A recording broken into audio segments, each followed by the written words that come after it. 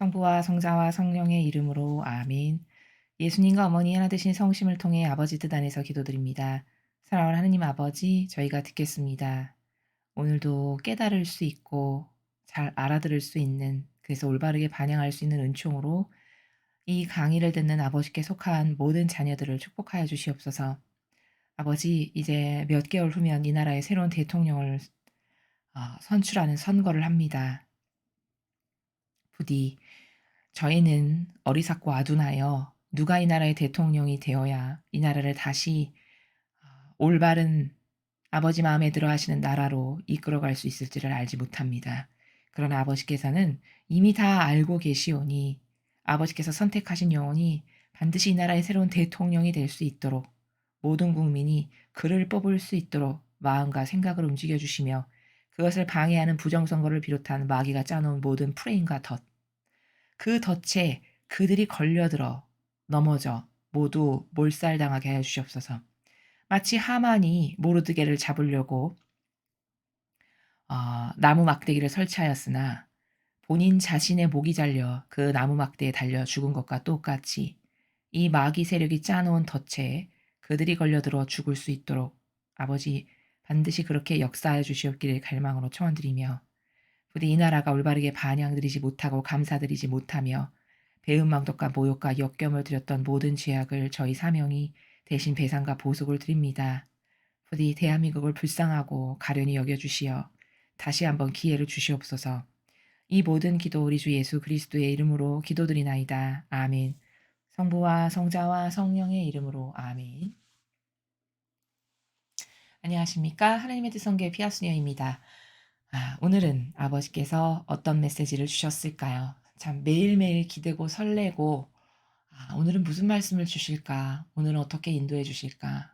오늘은 어떤 것을 지켜야 될까? 이런 기대가 매일매일 희망차 오릅니다. 여러분도 그러시길 바라겠고 또 아버지께서 이런 특별한 우리들을 사랑하셔서 메시지를 주신다는 사실에 매일 마음속 깊은 곳에서 감사드리는 자녀들이 되셨으면 좋겠습니다.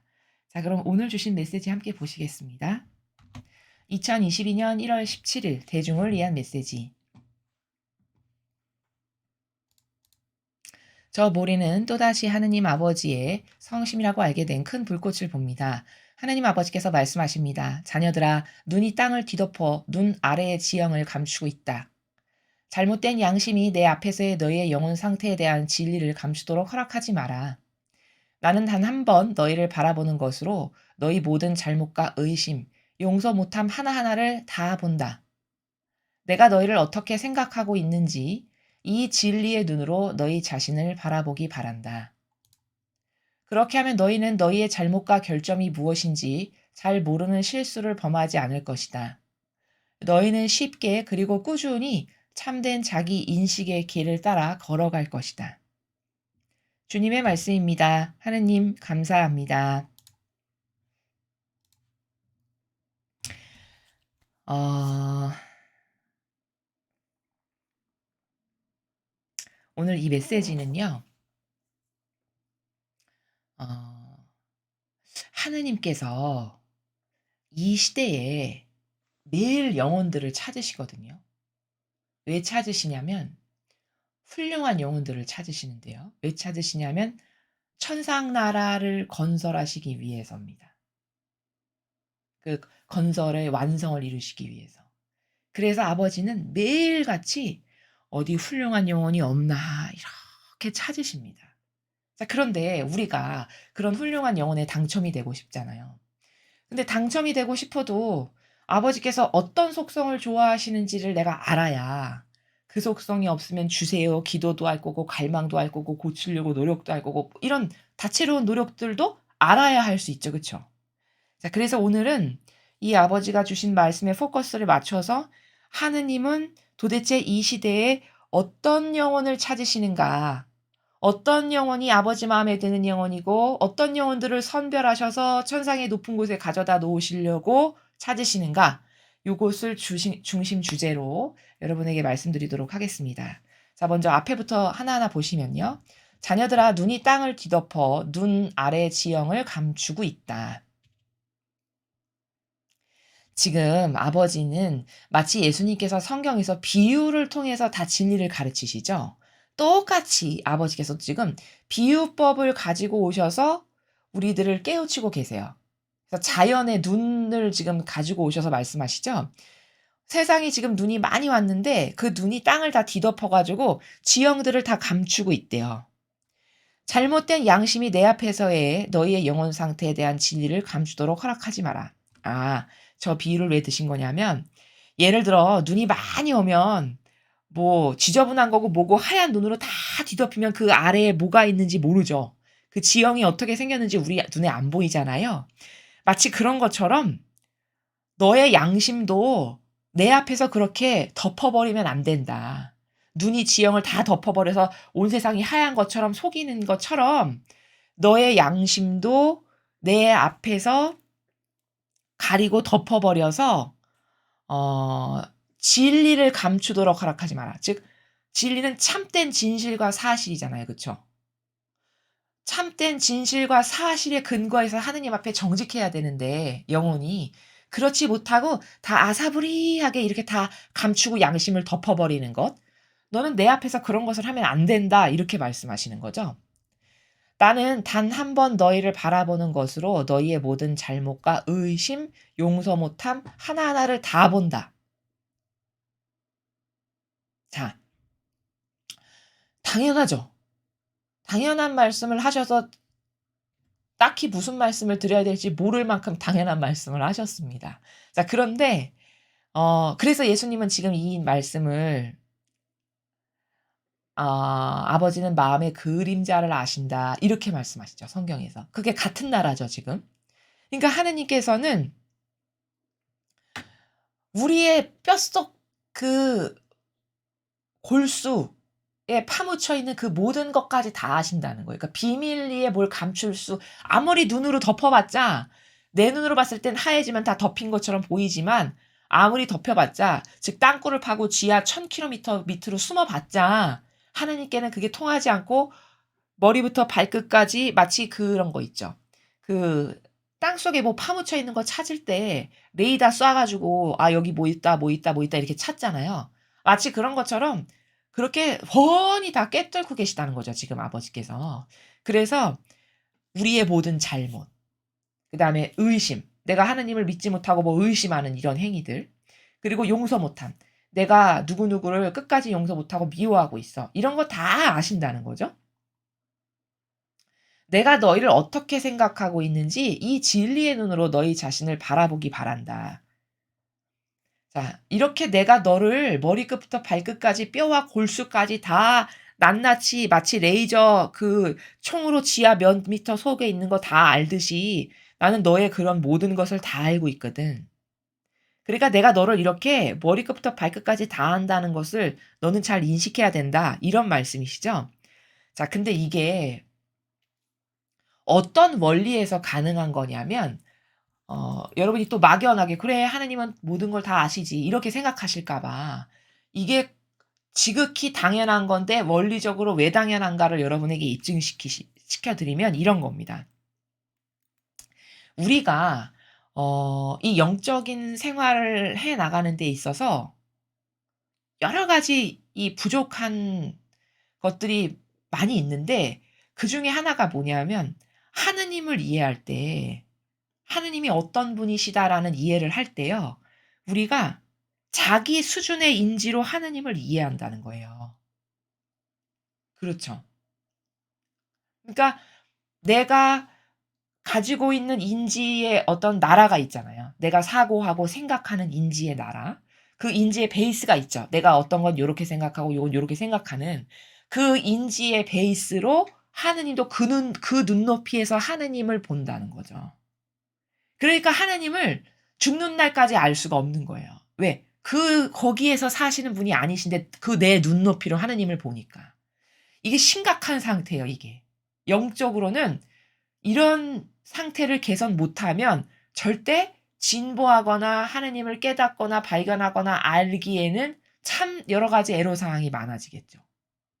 인류의 문제는 첫 번째가 이거예요. 자기 수준으로 하나님을 인지하고 이해하려고 한다는 거. 그다음 두 번째는 지금 여기서 말씀하신 내용을 요약 정리하면 두 번째는 아버지께서 "야 나는 너에 대해서 모르는 것 하나 없이 머릿속부터 발끝까지 속속들이 뼈와 골수까지 다 안다." 지금 이 말씀을 이렇게 하신 거거든요. 자 그러면은 그게 왜 가능하냐면 가능할 수밖에 없는 게 왜 그러냐면 나의 생명의 주인이시기 때문에 그런 거예요. 나를 만드신 분이기 때문에. 그러니까 다 알 수밖에 없는 게 지극히 당연한 거라는 거죠. 즉 다시 말하면 내 생명이 사실은 하느님의 눈이에요. 하느님의 눈. 무슨 말이냐? 더 쉽게 얘기하면 어 우리 같이 이 미물도 예를 들어 내 눈으로 볼 수 없는 등에 뭐가 이렇게 예를 들어 벌레가 이렇게 꼬물꼬물 기어간다. 그러면은 눈이 뒤에 달리진 않았으니까 보이진 않죠. 근데 나 지금 등에 뭐 이상한 거 기어가 이상해 이렇게 대박 단번에 느끼죠. 그쵸? 그리고 이렇게 막 손을 대서 이렇게 뛸려고 하고 뭔가 이렇게 액션을 취하죠. 그러면 사람은요. 사람의 수준과 하나님의 수준을 지금 비교해서 여러분에게 말씀을 드리면 사람은 이런 거예요. "어머 등에 눈이 달리지도 않았는데 어떻게 알아?" 이 차원에서 살아가는 거고요.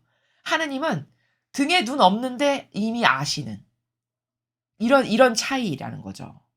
근데 그게 너무 당연한 게 그 눈이 없어도 등에 무슨 일이 벌어지는 걸 아는 게 너무 당연한 게 왜냐하면 여러분 우리도 생명이라는 것이 어떻게 작동을 하나 보니까 보이지 않아도 그 오감과 느낌이라는 것이 발동해서 등에 지금 무슨 일이 벌어지고 있는다는 걸 알잖아요. 그쵸? 내 눈으로 이렇게 직접 보지 않아도 머리끝부터 발끝까지 나의 이 생명이라는 것은 다 연결돼 있죠. 그쵸? 이 뇌를 중심으로 이 손끝의 말초신경에 이르기까지 이 그 생명이라는 것에 다 연결돼 있어요.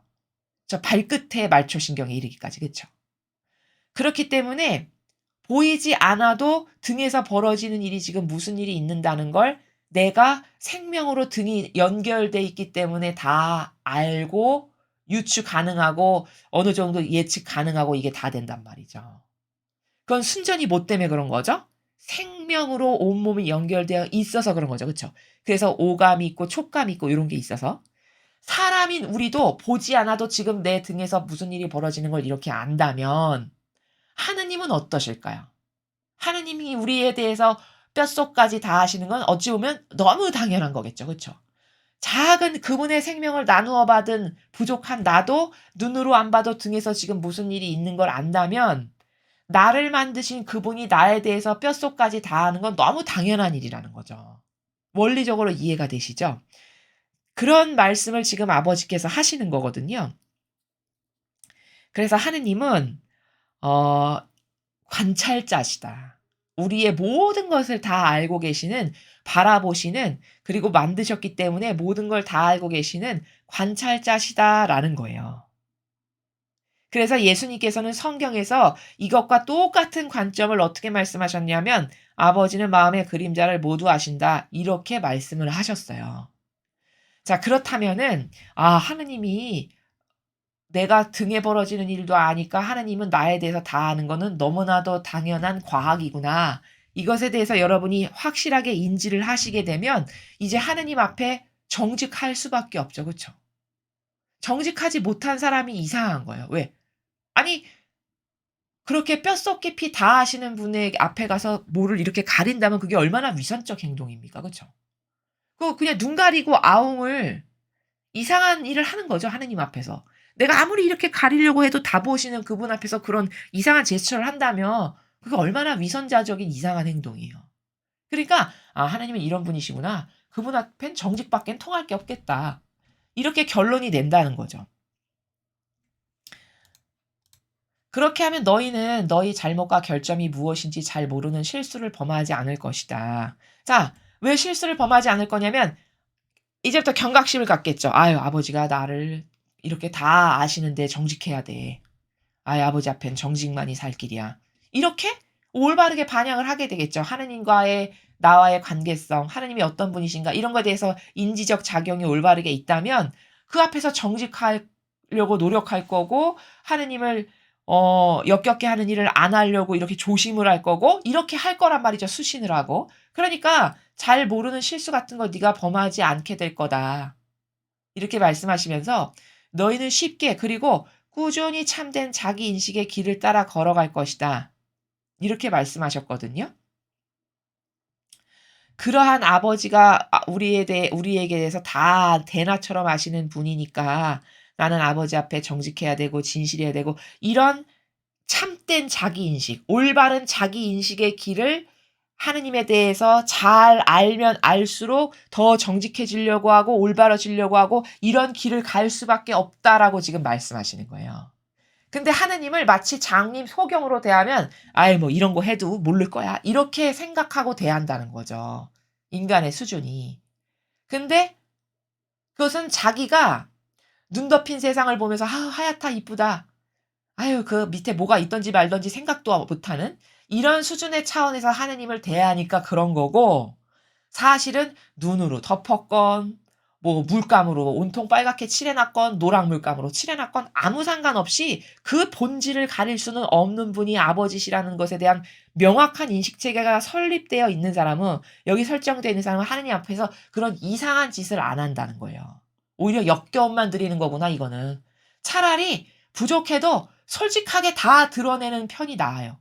그래서 성경에서는 예수님께서 그런 케이스를 두고 바리사 율법학자 너희보다 이 창녀 세리 이 부족한 병자 이들이 더 하늘나라 먼저 간다. 그래서 그렇게 말씀하신 거예요. 부족하지 않아서 그런 건가요? 아니요. 다 부족하죠.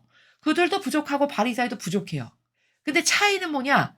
똑같이 부족하지만 역겨움은 덜해요. 창녀 세리 병자가. 왜냐? 이런 알리바이를 안 하는 거거든요. 하느님 앞에서. 눈으로 싹 덮었으니까 야 모를 거야. 전체를 하얗다고 볼 거야. 이런 이상한 알리바이는 안 하는 거죠. 그들이. 차라리 다 오픈하고 하느님 저는 이렇게 부족합니다. 그 비유를 드시잖아요. 세리의 기도. 바리사이는 하느님 앞에 가서 고개 빳빳이 들면서 저는 11조도 잘했고요. 못도 잘했고요. 못도 잘했고요. 못도 잘했고요. 저는 부족한 게 없습니다. 이렇게 말한다는 거잖아요. 근데 세리는 하느님 앞에 가서 감히 엄두도 못 나서 눈도 쳐다보지 못하고 고개를 푹 숙이고는 하느님 저는 그저 죄인입니다. 자비만 필요합니다. 이렇게 말한다는 거죠. 그렇죠? 그러면 이 두 명 중에 누가 자기 인식을 똑바로 하고 살아가는 거죠? 그렇죠. 세리가 자기 인식을 똑바로 하고 살아가는 거예요. 근데 세상 사람들은 세리가 그러면 어떤 측면에서는 세리가 똑똑한 거죠. 그렇죠? 영적 눈으로 봤을 때는 세리가 똑똑하고 정직한 거예요. 근데 세상의 기준으로는 세리는 무시하고 깔보고 야 뭐 저런 거 이렇게 취급하고 바리새법 학자는 위대하신 분, 훌륭하신 분, 대단하신 분, 똑똑하신 분 이렇게 취급한다는 거잖아요.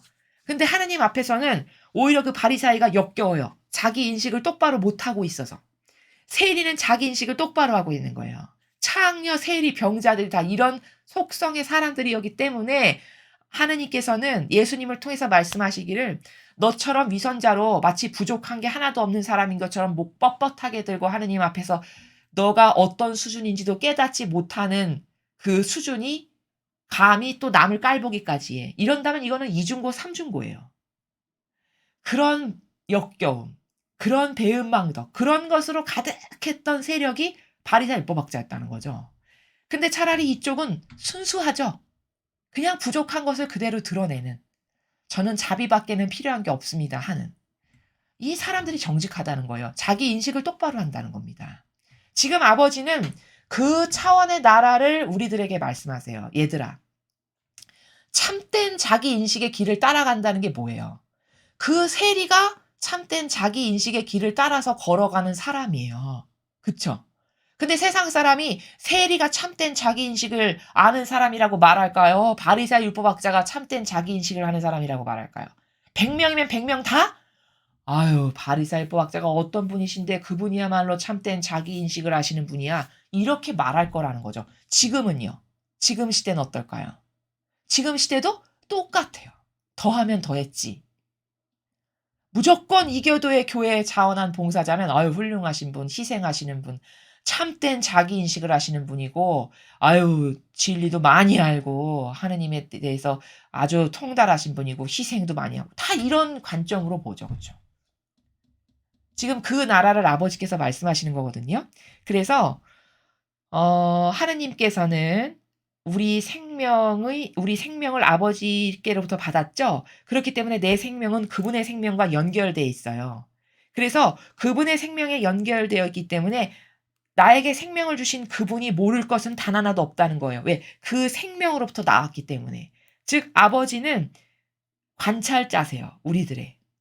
그리고 나의 생명의 주인이시고, 그래서 나에 대해 모든 것을 다 아신다는 건 과학적으로 제가 지금 이렇게 몇 가지 말씀을 드려도 너무 당연한 거라는 입증이 된다는 사실이에요.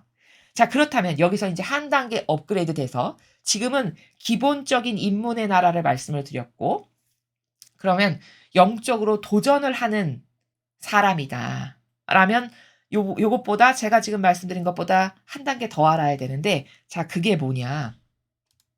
바로 이 내용이에요. 자, 이렇게 하나님은 우리들에 대해서 다 아세요.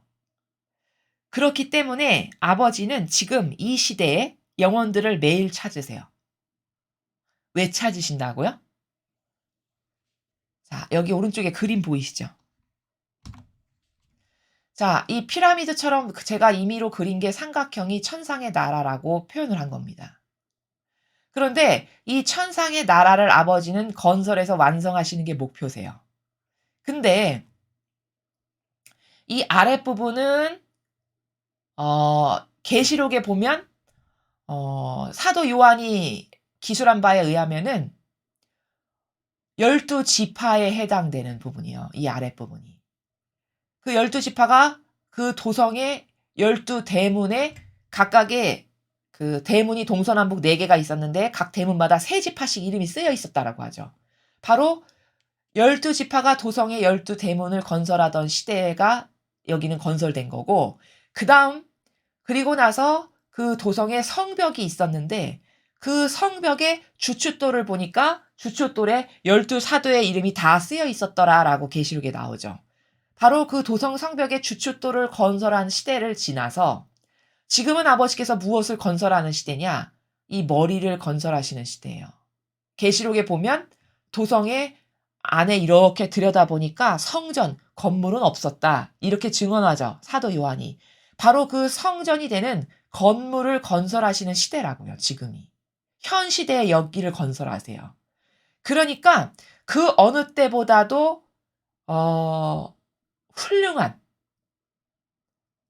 그래서 새하얀 영혼이라고 표현해야 될까요? 비유로 하자면 그런 훌륭한 영혼을 이 머리 되는 부분에, 이 부분에다가 가져다 놓고 건설하시기를, 그래서 이 전체 천상의 나라를 건설하시는 것이 아버지의 다스림의 계획이시란 말이죠. 그렇기 때문에 여기다가 갖다 놓을 영혼이 누가 있나 매일 찾으시는 거예요, 지금. 자, 그런 연유에서 찾으시는 건데, 그렇다면 하느님 아버지께서는 성경에 이렇게 말씀하시죠. 어떤 상인이 보물을 찾아 나선다라는 비유가 있어요. 성경에 보면. 그렇죠? 진주를 찾아 나서는 상인. 마치 아버지께서는 그렇게 보물을 찾아 나서시는 상인과도 같으세요. 그래서 이 시대에 누가 훌륭한 근성과 속성을 가진 애가 없나? 내가 천상의 건설을 완성하려면 여기다 갖다 놔야 될 영혼이 필요한데, 이런 시대입니다, 지금이. 그래서 하느님께서는 보물을 찾아내시는 상인과 같으시고, 자, 그렇다면은 어떤 사람을 갈망으로 아버지는 찾고 계실까? 매일 예수님과 성모님을 닮은 영혼이 어디 없나 매일 찾으시는 거예요. 왜? 우리의 영원한 롤모델, 완벽한 퍼펙트한 롤모델은 예수님과 성모님이시죠. 이 두 분의 속성과 근성을 닮은 영혼은 어디 없나를 매일 찾으세요.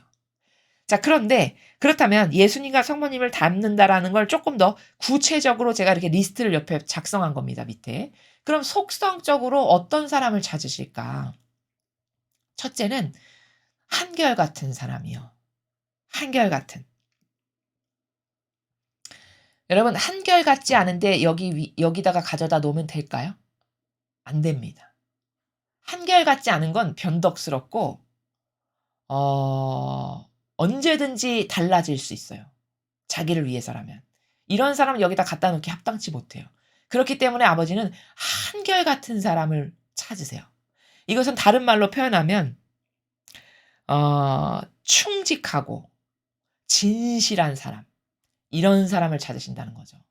예를 들면은 성경에 진실하고 충직한 속성을 가졌던 사람이 마리아 막달레나 같은 여인, 굉장히 진실하죠?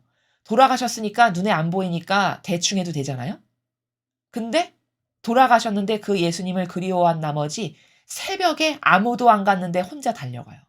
이게 뭘까요? 보나 안 보나 한결같다는 거죠, 그 속성이. 그게 바로 진실하다는 거예요. 있으나 없으나 한결같다라는 거죠. 그 영혼이 뿜어내는 그 카리스마가. 그게 진실한 거고 한결같은 거고 충직한 겁니다.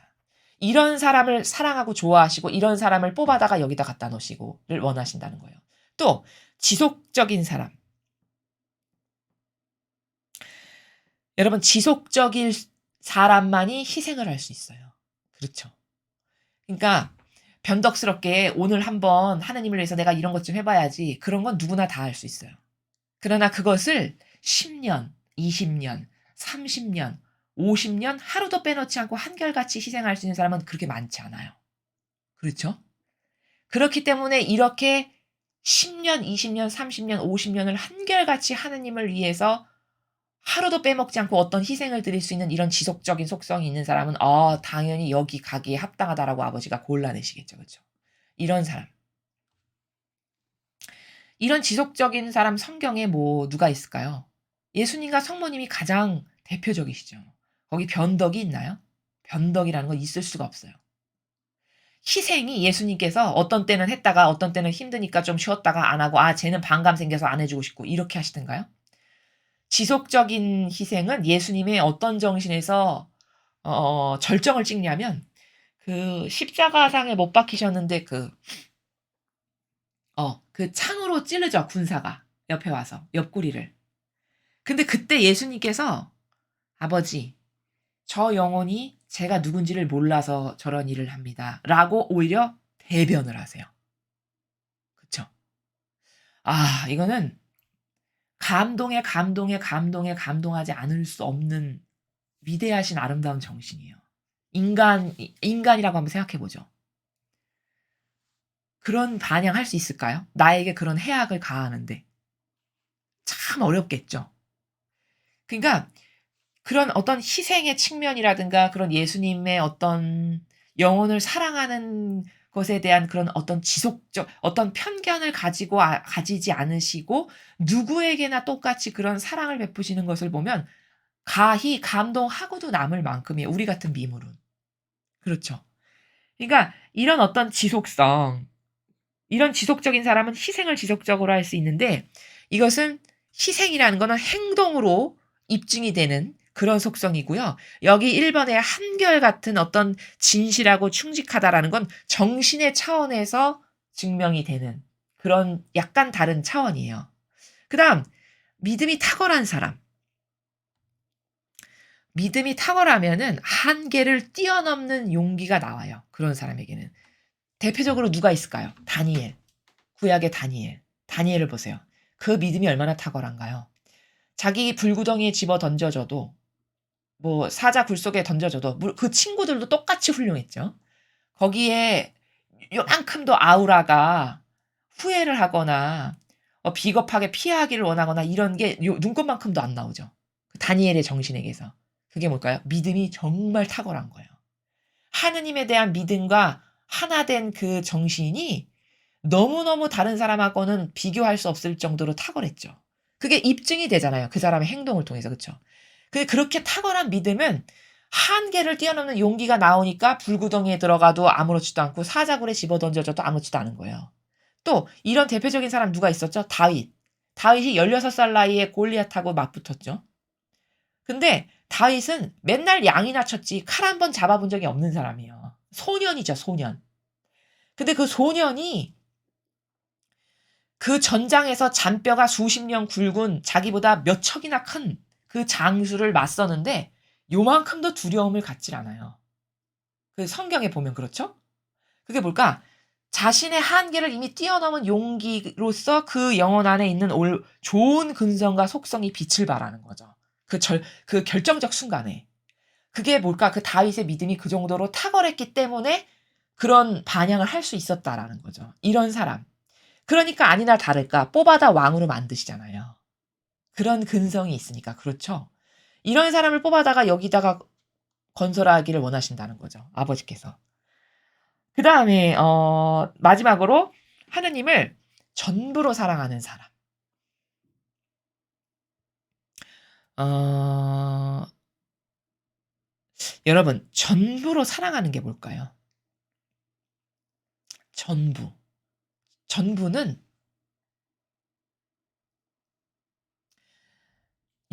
그 사람을 사랑하는 데 있어서 요만큼도 남겨두지 않는 거예요, 내 것을.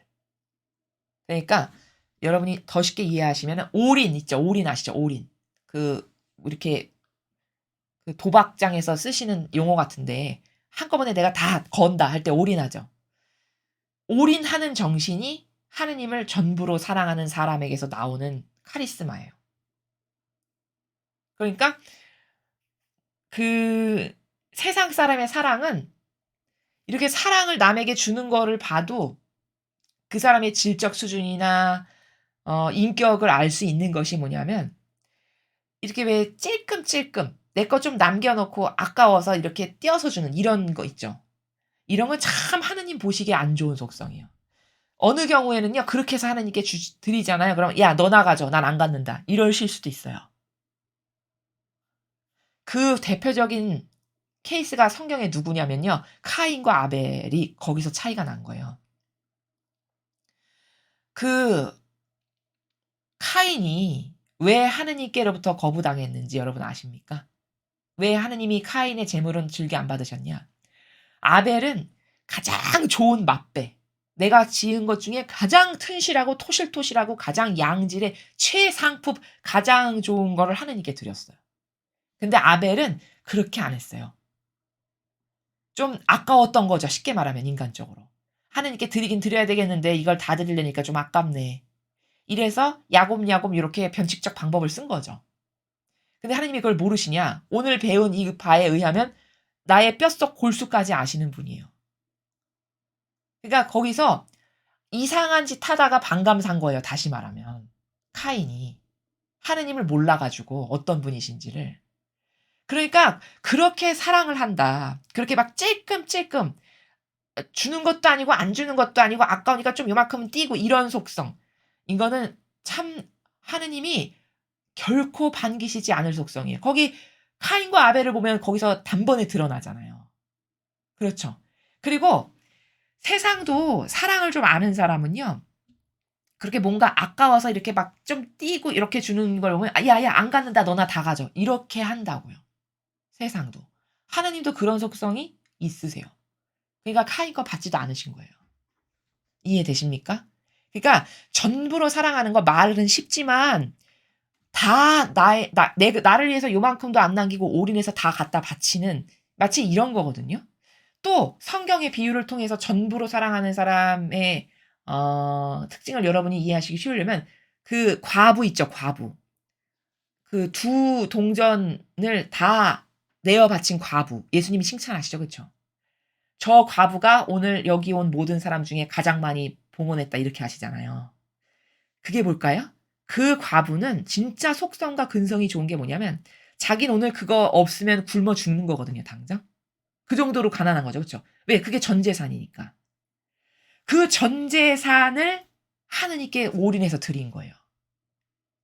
하나님은 이거를 탑으로 여기세요. 이걸 정말 양질의 속성이라고 여기셔서 예수님이 그래서 그렇게 칭찬하신 거예요, 그 과부를. 근데 인간은 사랑을 해도 그렇게 찔끔찔끔 뭘 남기고 좀 띄고 '이걸 이렇게까지 할까?' 이렇게까지 하기엔 좀 이런 나라가 있어요, 이런 행간이. 이거를 좀 세속적 표현으로 좀 저급한 단어인데 쓰자면 야리꾸리하다라고 하죠. 그쵸? 야리꾸리한 거예요, 속성이. 이런 거는 안 받으세요. 여러분도 생각해 보세요, 입장을 바꿔서. 여러분이 누군가가 여러분에게 선물이라고 가져왔는데 여러분 앞에서 아우 주려고 하니까 좀 아까운 것 같아서 이렇게 좀 덜어내는 걸 봤어요. 여러분 받고 싶으세요? 안 받고 싶으시죠? 이 똑같은 거죠. 그쵸? 차라리 어떤 게 속성이 좋은 거냐면 그냥 아예 안 주든가. 줄 거면 다 주든가. 이런 예아니오 정신 있죠. 이게 속성이 좋은 거예요. 성경적으로 봤을 때. 그래서 전부로 올인으로 그 과부의 그 랩톤 두 입을 다 낸 그 정신이 저건 정말 위대한 정신이다. 훌륭하다 해서 예수님이 칭찬하신 그게 전부로 사랑하는 정신이다라는 거예요. 근데 다른 사람들은 그 과부는 그 사람으로 봤을 때 불과 2,000원이라고 쳐보죠. 2,000원 밖에 안 되니까 아이고 봉헌을 그래 2,000원 했어. 이렇게 말하겠지만 그거는 사람의 기준은 양에 있어서 그런 거고 하느님은 그 속성의 근원적인 질적 차원을 보시기 때문에 그런 거거든요. 그렇기 때문에 그 사람이 그걸 다 바쳤다면 그 양을 보시지 않고 제가 나를 저 정도로 사랑하는구나. 저 정도로 여기는구나라고 하는 그 질을 보세요. 그 사람은 오늘 그거 없으면 당장 집에 가서 굶어 죽지만 거기 모인 다른 모든 사람들은 그거 내도 굶어 죽진 않아요. 그렇죠. 자기를 위해서 남겨놨다는 얘기예요. 그럼 누가 가장 하나님을 사랑한 거예요? 그렇죠. 그 과부가 가장 많이 사랑했죠. 그러니까 그 사람은 여기 탑에 가기에 합당하다라고 여길까요? 안 여길까요? 당연한 거예요. 전부를 내어드렸기 때문에 하나님으로부터 전부의 사랑을 받기에 합당해요. 이해가 되시죠? 그래서 하느님은 이러한 속성을 가진 영혼들을 오늘날 계속 찾으신다는 거예요. 과연 내 자녀 중에 누가 이렇게 1, 2, 3, 4와 같은 속성을 가져가지고 내가 천상을 나라를 완설하고 건성하는데 여기다 갖다 놓기 합당할까? 이걸 찾으신다는 거죠. 이해가 되시죠? 그래서 하늘나라는 이렇게 어떤 다양한 공로로 가는 나라고 그 다양한 공로가 빛이 되는 건데 공로라는 거는요. 내가 많은 가운데에서 하는 게 아니에요. 내가 넉넉한 가운데서 하는 게 아닙니다. 그건 공로라는 단어를 쓸 수 없어요. 예를 들어서 1조를 가진 부자가 거기서 1,000억 떼어준다라고 해서 뭐 그렇게 어우 양적으로는 물론 많이 했겠다라고 하겠지만 하느님이 보시는 기준은 쟤는 희생을 많이 했구나. 그 정도는 아니에요. 그쵸? 근데 1,000억 단데 1,000억을 다 내놨다. 재산이. 그거는 대단한 거죠. 그렇죠. 그래서 하늘나라는 이렇게 다양한 공로로 가는 나라고 그런 다양한 공로로 빛이 되는 나라인데 그 공로라는 것은 그렇게 있는 가운데에 뭔가를 하느님께 드리는 건 공로라고 할 수 없어요. 열악하지만 어렵지만 그렇게 어려운 가운데서 하느님을 위해서 뭔가를 희생하는 이런 게 다 공로입니다. 이해되시죠? 그래서 이런 어떤 지속적인 충직성으로 공로를 쌓아서 그걸 하느님께 전부로 드리고 이런 사람들이 그 천상의 나라에 지금 성전을 건설하는 마지막 시대에 이 위치에 가져다 놓기에 합당한 영혼들이라고 아버지는 보시고 이런 속성과 근성을 가진 사람들을 뽑으신다라는 겁니다. 자, 그래서 여러분 지금 제가 3번에 정리한 요 속성을 가만히 보시면요. 이런 1, 2, 3, 4에 해당하시는 분들이 누군지 여러분 아십니까? 요즘 시대에 있으세요, 이런 분들. 누구실까요? 요런 1, 2, 3, 4의 속성을 비교적 많이 가지고 계신 분들이 누구시냐면요. 할머님들 있으시죠. 성당 다니시는 할머니들, 할아버지들, 그 어르신들 있죠. 그분들이 이런 1, 2, 3, 4의 속성을 많이 가지고 계신 분들이에요. 제가 왜 이렇게 말하냐? 제가 예전에 미사를 가면요. 십자가의 길 있죠. 십자가의 길 앞에서 묵주 들고 비가 오나 눈이 오나 바람이 부나 천둥번개가 치나 우산을 쓰고 하루도 거르지 않고 기도하시는 분들은 다 할머니 할아버지들이세요. 거기 젊은 사람은 단 한 명도 못 봤어요, 제가. 수도자 한 명도 못 봤습니다. 사제는 더더욱 없어요. 오로지 바람이 부나 비가 오나 천둥번개가 치나 지진이 나건 뭐 눈이 폭설이 내리건 말건 하루도 거르지 않고 십자가의 길을 14철을 돌면서 매일 묵주기도를 하시는 분은 다 할아버지, 할머니, 연로하신 분들 이런 분들이셨어요. 그게 뭔가요? 그게 한결같은 거죠. 그렇죠? 그게 지속적인 희생이죠.